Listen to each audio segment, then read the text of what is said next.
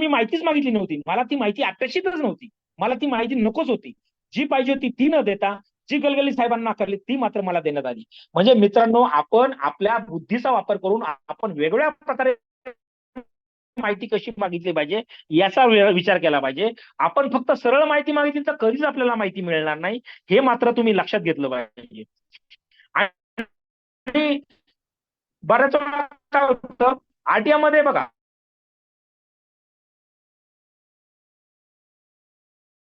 RTI मध्ये आपण RTI कसा फाईल करतो, आरटीआय मध्ये फर्स्ट अपीलचे मुद्दे आले पाहिजे, फर्स्ट अपील मध्ये सेकंड अपीलचे मुद्दे आले पाहिजे. आता तुम्ही म्हणा आरटीआय मध्ये फर्स्ट अपील आपल्याकडे उपलब्ध नसल्यास आपण आरटीआय सदर माहिती मला मुद्द्यातच विचारायचं, मनी ऑर्डरमुळे दिलेला तपशील. म्हणजे काय होतं, त्यांना आरटीआय मध्ये देणं भाग पडतं. आता आपल्याला आरटीआय क्रमांक प्रमाणित प्रत पाहिजे तर आपण लिहायचं आरटीआय कलम 2(2) नुसार प्रमाणित प्रत देण्यात आली. म्हणजे तो काय काय चुका करू शकतो, तो जनमाहिती देण्यासाठी म्हणजे तो मुद्दामून करू शकतो, हलगर्जीपणा होऊ शकतो, किंवा त्याला कायदाच कळत नसतो त्यामुळे तो बऱ्याच चुका करू शकतो. म्हणून आपण प्रथम अपीलमध्ये तो काय म्हणजे तो काय करेल, कोणत्या चुका करेल जेणेकरून आपला फर्स्ट अपील करणं भाग पडेल, तसं होऊच नाही म्हणून जे फर्स्ट अपीलमध्ये आपण फर्स्ट अपीलमध्ये जे म्हणणं सादर करणार आहे ते आपण आरटीआय मध्ये केलं पाहिजे. आता तुम्ही म्हणणार मित्रांनो, तुम्ही असं म्हणणार की 150 शब्दाची मर्यादा आहे. बघा, 150 शब्दाची मर्यादा होती, परंतु एका व्यक्तीने ते हायकोर्टात अपील दाखल केलं होतं, त्यावेळेस अफिडेव्हिट मध्ये सामान्य प्रशासन विभागानेच असं जाहीर केलं अफिडेव्हिट मध्ये की अशी कोणतीही बंधनकारक नाही, अशी कोणती मर्यादा घातलेली नाहीये, ते अनिवार्य नाही पाळणं. म्हणून मी बऱ्याच वेळा त्या जजमेंट कोट करून मी लिहितो, म्हणजे त्यानुसार पाळणं बंधनकारक नाही, कारण तुम्ही तुम्ही सामान्य विभागानेच तसं अफिडेव्हिट केलेलं आहे, असं मी त्या टिप मध्येच टाकतो. आणि बऱ्याच गोष्टी मी बऱ्याचशा गोष्टी त्याच्यात आरटीआय मध्येच टाकतो. आणि ज्या गोष्टी मला आरटीआयच्या मेन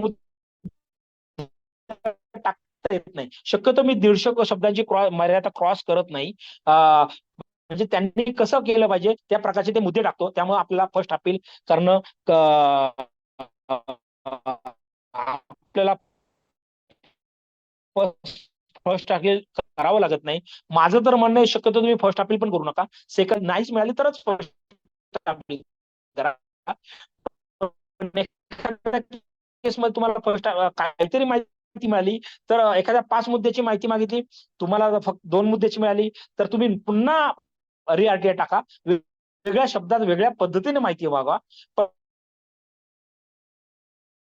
पण फर्स्ट अपील केलं तर त्याला परत 20 रुपये तिकीट, पुन्हा 1.5 महिना, त्यापेक्षा पण नव्याने किंवा वेगळ्या व्यक्तीच्या नावाने माहिती का मागा. कधी कधी सांगतात तुम्हाला ऑलरेडी दिली, तुम्ही परत ती माहिती मागवता, त्यापेक्षा आपल्या घरातल्या एखाद्या व्यक्तीच्या, ठीक आहे मी मागितल्यानंतर माझ्या पत्नीच्या नावाने मागितलं तरी चालेल, कारण ती एक इंडिव्हिज्युअल आयडेंटिटी आहे, ती माझी पत्नी आहे म्हणून तुमच्या नवऱ्याला माहिती दिली म्हणून मला तुम्हाला देता येत नाही. अशा प्रकारे 5-6 वर्षांनी सुद्धा अर्ज करू शकता, त्यांच्याकडून तुम्ही माहिती मागून घ्या वेगळ्या प्रकारे. त्याच्यानंतर फौजदारी करण्यास पात्र आहे असं बऱ्याच वेळा काही निर्णय पण आलेत. म्हणून मित्रांनो, काळजी घेताना आपण जे मुद्दे मांडले ते वेगळ्या पद्धतीने मांडले पाहिजे, आणि शक्यतो वेगळ्या अर्जाच्या नावाने मागितलं तर बरं होईल. किंवा असं होतं की बऱ्याच वेळा, आणि फौजदारी कृत्य असं नाही होऊ शकत की त्यांनी त्या मुद्द्याची माहिती दिली आहे आणि आपण तीच मागतो, ती दिली नाही म्हणून आपण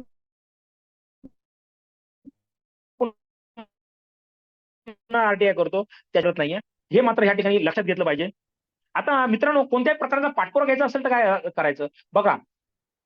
मुळात पाठपुरावा घेताना आपण आरटीआय मध्ये जी काय माहिती मिळाली, म्हणजे जी काय अर्धवट मिळाली, आपण मिळाली, त्याच्यावरून असं दिसतं की यांनी कोणतंही काम केलं नाही, तक्रार दाखल केली. मला उत्तर येतं एटीएम. एटीएम म्हणजे आमच्या तुम्ही दाखल केलेल्या तक्रारीवर कोणते अभिलेख तयार झाले नाही किंवा उपलब्ध नाही. मला खूप आनंद होतो. मला आनंद कसला होतो, मला पुरावा मिळाला, काहीच काम केलं नाही. म्हणजे त्यांनी मला पुरावा दिला. काय पुरावा दिला, काहीच काम केलं नाही. परंतु काही नवीन कार्यकर्त्यांना असं वाटतं, अरे आरटीआय टाकून सुद्धा काम नाही झालं, त्याच्यावर तक्रारीवर काहीच दखल घेतली नाही, आरटीआय टाकली तर निर्लज्जासारखे उत्तर देतात, अभिलेख उपलब्ध नाही, काहीच काम करत नाही, आरटीआय कायद्याचा काही फायदाच होत नाही. मुळात आरटीआय कायद्यामध्ये सुद्धा त्यांनी तसं उत्तर देता कामा नये. जसं मगाशी सांगितल्याप्रमाणे त्यांनी ती माहिती तयार केली पाहिजे, कारण नियमानुसार ती तयार करणं अनिवार्य आहे. परंतु बरेच लोक म्हणतात की नाही नाही, पण आपल्याला अंतिम उत्तर आलं पाहिजे ना. पण आरटीआय मध्ये आपल्याला अंतिम उत्तर येणं अपेक्षित नाही. बघा, कोणताही तक्रार दाखल केल्यानंतर त्याचं उत्तर हे दिलंच पाहिजे. ते उत्तर आपण आरटीआय फाईल केल्यानंतर आपल्याला मिळेल अशी आपण अपेक्षा बाळू नये. तक्रार केल्यानंतर जर आपलं उत्तर येत नाही, म्हणजे आपण समजा अनधिकृत बांधकाम विरुद्ध तक्रार दाखल केली, आपल्याला जरी कळलं की ते बांधकाम तुटलेलं आहे, पण आपल्याला जोपर्यंत कळवत नाही लेखीरित्या, तोपर्यंत ते प्रकरण निकाली निघालं नाहीये असा त्याचा अर्थ आहे, आणि तोपर्यंत ते प्रकरण प्रलंबित आहे असा त्याचा अर्थ आहे. म्हणजे तिकडे काम झालं नाही, आपल्याला पत्र नाही आलं म्हणजे काम झालं नाही. कारण सार्वजनिक प्राधिकरणाला आपल्या प्रत्येक पत्राला उत्तर देणं, अंतिम उत्तर, अंतरिम आणि अंतिम दोन्ही उत्तर देणं हे त्यांच्यावर बंधनकारक आहे. आपल्याला ज्या अर्थी उत्तरच आलं नाही, मग आपल्याला आरटीआय टाकायची गरज नाही. साध्या आपण तक्रार केल्यानंतर ते उत्तर दिलंच पाहिजे. पण आपण मग आरटीआय कशाला फाईल करायचा? मग अशा वेळेस काय केलं पाहिजे? आपण त्यांना दोन ते तीन किमान 2 रिमाइंडर दिले पाहिजे. त्याच्यानंतर 2 वेळा आपण त्यांना व्यक्तिशः भेटलं पाहिजे. व्यक्तिशः भेटून त्यांना त्यांच्या वरिष्ठांना भेटलं पाहिजे, आणि भेटल्याचा आपण रोजनामा तयार केला पाहिजे, इतिवृत्त तयार केलं पाहिजे. आणि ते पुन्हा त्यांना मेलने किंवा रिमाइंडरने त्यांना कळवलं पाहिजे की साहेब, अमुक दिवशी मी आपल्या कार्यात आलो होतो, अमुक त्यावेळेस आमदार साहेब आले होते, त्याच्यामुळे मला अर्धा तास वेटिंग मध्ये थांबावं लागलं. त्याच्यानंतर आपले सुय सहाय्यक पाटील यांनी मला बोलवलं. त्यावेळेस दुसरे माहिती अधिकारी कार्यकर्ते माझ्यासोबत होतो. त्यावेळेस मी तुम्हाला ह्या प्रकरणाची माहिती दिली. त्यावेळेस तुम्ही असं सांगितलं की ठीक आहे, लवकरच लवकर तुमचं काम करतो. मग त्याच्यानंतर मी 4:52 निघून आलो. आणि कार्यालयात तर 3 वाजता आलो होतो. 3:30ला मला तुम्ही एंट्री दिली, आणि 20 मिनिटं चर्चा झाली. 3:52 मी परत बाहेर आलो. अशा प्रकारचं तुम्ही जे काय घडलं ते तुम्ही त्याच्यात संक्षिप्त स्वरूपात लिहू शकता. आणि सदर बाब आपल्या कार्याच्या घटनाक्रम आपल्या कार्यालयाच्या सीसीटीव्ही मध्ये सुद्धा रेकॉर्ड झाला असेल, तरी आपण उचित करावे ही नम्र विनंती. म्हणजे हे सर्व का लिहायचं? कारण आपण त्याच दिवशी मेल केला पाहिजे, किंवा वाईटात वाईट दुसऱ्या दिवशी पत्र दिलं पाहिजे. म्हणजे आपण महिन्याने म्हणू शकत नाही की आम्ही तुम्हाला महिन्यापूर्वी अमुक दिवशी भेटलो होतो, तर ते आफ्टर थॉट, म्हणजे नंतर तुम्ही प्लॅन करून काहीतरी आरोप करता असं त्याचा अर्थ होतो. म्हणून त्याच दिवशी तुम्ही लिहिलं पाहिजे. म्हणजे काय होतं, अकाउंटेबल होतो की त्याला व्यक्तिशः माहिती पडलेलं आहे. आता मुळात प्रश्न असा पडतो की आता आपण अनेक वेळा बघतो की हायकोर्टात, सुप्रीम कोर्टात अनेक निर्णय जातात, अनेक केसेस जातात, पण कोणत्याही आय-एस आय-पी-एस अधिकाऱ्याला शिक्षा का होत नाही? आय-पी-एस आय-एस अधिकाऱ्याला शिक्षा जाऊ द्या, एक साधारण कर्मचाऱ्याला सुद्धा कधी शिक्षा होत नाही. का होत नाही? फक्त कोर्ट नाराजी व्यक्त करतं आणि एखादं काम करण्याचे आदेश देऊन टाकतं. बस, याच्या पलीकडे काहीच होत नाही. मग हायकोर्ट, सुप्रीम कोर्ट कशाला आहे? कोणत्या आय-एस आय-पी-एस ला कधी घरी बसवलंय? कधी त्यांच्यावर शिस्तभंगाची कारवाई केली? अहो, फक्त कधी कधी काही केसमध्ये फक्त अर्धा शिक्षा म्हणून फक्त उभं उभं राहण्याची कोर्टात शिक्षा दिली. असं का होतं मित्रांनो? लक्षात घ्या. मुळात समजा कलेक्टर असेल, तो आय-एस असतो, तो तो त्याच्यावर जेव्हा आपण कोर्टात जातो, त्याच्यावर जेव्हा आपण आरोप करतो, त्यावेळी सांगतो की साहेब, तो कोर्टात आपली अशी भूमिका घेतो, हे संजय कुराडे यांच्यासारखे मला रोज हजारो पत्र येतात, आणि संजय कुराडे व्यक्तींनी माझ्याकडे तक्रार केली, माझ्या समोर माझ्या टेबलावर एकही तक्रार आली नाहीये, मला ह्या गोष्टीची माहिती नाही, मी याची माहिती घेतो, आणि जर कोणी जबाबदार असेल मी त्याच्यावर कारवाई करतो. आणि मग कारवाई कोणा होते? जो क्लर्क असतो, ज्याच्याकडे ती फाईल पेंडिंग असते, त्याच्यावरती जुजबी कारवाई होते आणि विषय संपतो. म्हणजे मी कोर्टात जाऊनही त्याचा फायदा होत नाही. परंतु मी काय केलं पाहिजे? मी रिमाइंडर कलेक्टर लिहिलं पाहिजे. पण मुळात कलेक्टर रिमाइंडर वाचत नाही, अर्थात कोणतेही पत्र वाचत नाही, किंवा वाचण्यासाठी त्याच्याकडे वेळ पण नसतो. ही पण सुद्धा वस्तुस्थिती लक्षात घेतली पाहिजे. तर आपण त्यांच्या वेळेनुसार आपण व्यक्तिशः भेटले पाहिजे, आणि भेट घेतल्याचं आपण रेकॉर्ड आणलं पाहिजे. आणि त्याच्यानंतर मात्र कलेक्टर असं म्हणू शकत नाही मी संजय कुराडे यांना ओळखत नाही, किंवा मला संजय कुराडे यांचं प्रकरण माहित नाही, असं मात्र कोणताही कलेक्टर म्हणू शकत नाही. येते लक्षात? मग आपण किती वेळा भेटलं पाहिजे? एकदा भेटा, दोनदा भेटा, 3 वेळा भेटलं तर अजून चांगलं. मग तुम्ही म्हणणार की साहेब बघा, आपण कामधंदा करायचा का त्यांना भेटायचं? कारण ते कधी कधी भेटत नाही, हप्त्यातून 1 दिवस ठेवला जातो आणि त्यातून ते भेटत नाही. मग आणि मी दर सोमवारी काय दांडी मारू का? दर सोमवारी तर मला कामावर जायचं असतं. बघा, आपण स्वतःच भेटलो पाहिजे असं काही नाही. आपण कोणत्याही प्रतिनिधीला, आपल्या आई, बहीण, वडील, मित्र, सहकारी कोणालाही पाठवू शकतो, आणि ते पाठवल्यानंतर आपण सांगायचं माझे सहकारी XYZ विठ्ठल ज्ञानदान हे माझे सहकारी आपल्याला अमुक अमुक दिवशी भेटले होते, त्यांनी आपल्याला माझी तक्रार दाखवली, आणि ह्या तक्रारीवर आपणास विनंती केली, त्यावेळेस आपण त्यांना हे सांगितले होते. अशा प्रकारे तुम्ही रिमाइंडर पाठवू शकता. आणि नंतर विठ्ठल ध्यानदान यांना मी जर कोर्टात फाईल केली, कोणत्याही सक्षम प्राधिकारी मी दाद मागितली, तर विठ्ठल ध्यानदान यांना मी माझ्या केसमध्ये साक्षीदार म्हणून ठेवू शकतो, आणि म्हणजे माझे हक्काचे साक्षीदार होणार ते. तर मग मित्रांनो, पाठपुरावा करताना आपण स्वतःच केला पाहिजे, आपण स्वतःच वेळ दिला पाहिजे. असं काही नाही, आपण प्रतिनिधी म्हणून कोणालाही पाठवू शकतो. हवं तर आपण त्यांना अधिकारपत्र देऊ शकतो प्रतिनिधी म्हणून, आणि अशा प्रकारे आपण पाठपुरावा घेऊ शकतो. आणि जर समजा फारच आपल्याला वाटलं की नाही, केस एकदम पक्कीच झाली पाहिजे, फिटच झाली पाहिजे, की कलेक्टरला किंवा कोणत्याही अतिवरिष्ठ आय-एस आय-पी-एस अधिकाऱ्याला शिक्षा झाली पाहिजे, किंवा त्याला अकाउंटेबलच केलं पाहिजे, तो सटकलाच नाही पाहिजे, तेल लावलेला पैलवानासारखी जर परिस्थिती असेल, आपल्याला असं वाटलं की तो तेल लावलेला पैलवान निघू शकतो, असं जर वाटत असेल तर आपण त्या व्यक्तीला वैयक्तिक नावाने वकिलाची नोटीस पाठवू शकतो, त्या नावाने, नाव आणि पदाने. त्याच्यामुळे त्या संबंधित कर्मचाऱ्याला ती नोटीस त्या व्यक्तीला त्या अधिकाऱ्याला दाखवावीच लागते आणि ती नोटीस त्याच्यापर्यंत गेल्यानंतर ती त्याला सर्व झाली आणि त्यामुळे त्याला ते प्रकरण लक्षात आलं, असं लक्षात येतं. आणि अशा व्यक्तीला जर आपण हायकोर्ट, सुप्रीम कोर्ट किंवा कोणत्याही प्राधिकरणात जर नेलं तर त्याला अकाउंटेबल करता येऊ शकतं आणि त्याला व्यक्तिशः शिक्षा होऊ शकते. त्यामुळे तो असं नाही सांगू शकत की मी मुख्य सचिव आहे आणि मला एवढे हजारो पत्र येतात, मी कोणाकोणाला लक्ष देणार, मला एवढा वेळ थोडी आहे सगळ्या गोष्टी बघायला, मी जरी जबाबदार असलो पण मला एवढा सगळा वेळ नाहीये. त्यामुळे असे हजारो पत्र येतात, त्यामुळे मी कधी लक्ष दिलं नाही आणि मला ते माहित नाही. पण अशा प्रकारे जर आपल्याकडे जर पुरावे असतील तर आपण मात्र त्याचा चांगल्या प्रकारे पाठपुरावा घेऊ शकतो. हे मात्र या ठिकाणी लक्षात घेतलं पाहिजे. मित्रांनो, आपण आरटीआय आणि फर्स्ट अपील दाखल करतो, तर आरटीआय आणि फर्स्ट अपील हा सुद्धा पुराव्याचाच एक भाग आहे. म्हणजे एखादी गोष्ट जनमाहिती अधिकारी हा सुद्धा एक अधिकारी असतो.